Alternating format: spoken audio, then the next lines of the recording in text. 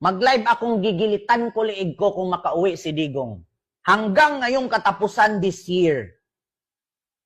Guys, matagal ko tong hinanap ba kung ano talagang pangalan ng vlogger na nagsasabing magigilit ng liig sa harap ng live niya kung makauwi si Tatay Digong.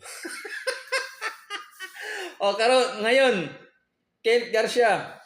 So, kailan mo umpisahan yung pagigilit ng liig mo? Kasi hindi na talaga mapipigilan yan. Uuwi na talaga si Tatay Digong sa Davao City. Araw-arawin kita pag makauwi si Tatay Digong sa Davao City. Araw-arawin kitang iba-vlog.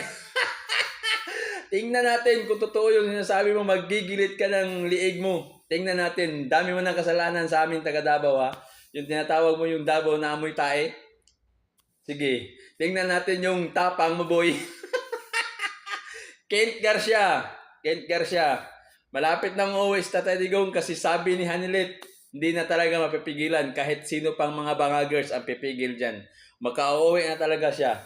So ngayon, mag-umpisa ka na.